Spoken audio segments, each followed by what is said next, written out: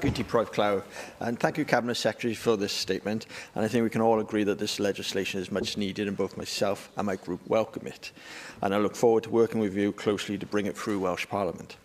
As you may know, Cabinet Secretary, most of my family still live within the shadows of many of these tips, and I'm keen to see this legislation progress as swiftly as possible. However, with this in mind, I would like to see clarity on a number of points you have raised in your statement today and yesterday. Firstly, your statement mentions 2,573 disused coal tips and an estimated 20,000 other disused tips in Wales. Are there sufficient resources in place to manage such a large number of sites effectively? The UK, like almost all Western economies, is under enormous financial pressure from the impact of COVID and inflation from ongoing conflict in Ukraine, as well as domestic issues such as the costs associated with climate change, housing, and even migration, to name but a few. And it is likely that budgets are going to be stretched for some time. I'm conscious that you have allocated £102 million for this Senedd term, but how can you guarantee that the money will be available to ensure full and complete implementation of the bill in the long term, without seriously impacting on other departmental budgets? Do you see this as a bulk investment with a lower long-term cost going forward, for example?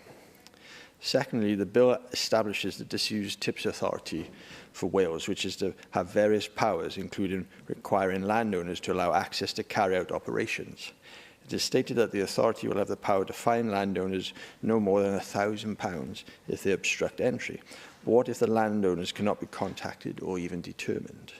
The bill will give the right to the authority to enter land within 48 hours notice, but if the landowner or occupier claims they have not received a notice, how are you going to ensure that issues such as that arise can be resolved in a timely fashion? Also, the proposed fine for non-compliance will have to be imposed from a magistrate's court, and I'm concerned that if this was challenged, the cost of prosecution is likely to be much higher than the maximum fine allowed, which would not only waste financial resources of the authority in citing the case, but surely would delay access to the site as well. Expanding on that point, the authority will also be given the right to access a disused tip without the 48 hours notice needed if they believe it is unstable. Could you please clarify what criteria they will use to evaluate the stability of the tip and what would need to be proved to show if it is unstable, and that it's not just being used to access land without the needed 48-hour notice period?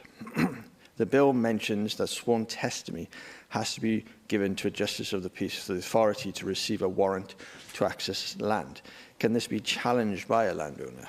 I believe this to be a very important point, because if there is no fixed criteria, then the reasoning behind accessing land will be subjective and will likely be a source of potential conflict with landowners. Likewise, if the authority has to pass through other people's land to access the coal chip, will they also be subject to fines if they refuse permission? As you no doubt agree with me, Cabinet Secretary, it is crucial that we get landowner support for this bill, and anything that can be done to allay any fears that they might have, especially any potential cost implications for them, will no doubt be greatly received. The bill quite rightly aims to protect communities. I'm keen to know how the Welsh Government will ensure that local communities are adequately informed and involved in the process. What mechanisms do you intend to put in place for community feedback and participation? I ask this because I am aware that communities can often feel very isolated on such matters and can very often be subjected to misinformation, especially in this social media age. What resources will the Welsh Government provide to tackle this? Finally, Cabinet Secretary, what consideration will be given about the long-term environmental impact of these disused tips? Even where I live, there are disused coal tips, and the habitat and biodiversity that is found there is found nowhere else. You've heard me mention it, the beast of Beaver and the Mardy monster, to name but a few in this chamber previously. But these species are found nowhere else, and they will be impacted by this remediation.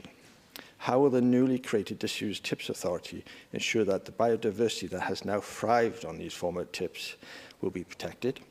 If we revert the tips to their former natural selves, i.e. pre-industrialisation, all this biodiversity will surely be lost. There seems to be no mention in the bill about protecting the coal tip environment or biodiversity, yet I believe this bill could have the potential to help ecological restoration, and in some cases even repurposing of these sites to benefit local ecosystems and communities. I wonder if you have considered this and if there is a reason that it is not included within the bill, and if you would consider working closely with organisations such as BugLife Cymru, who are actively trying to map the biodiversity of these coal tip sites. Thank you.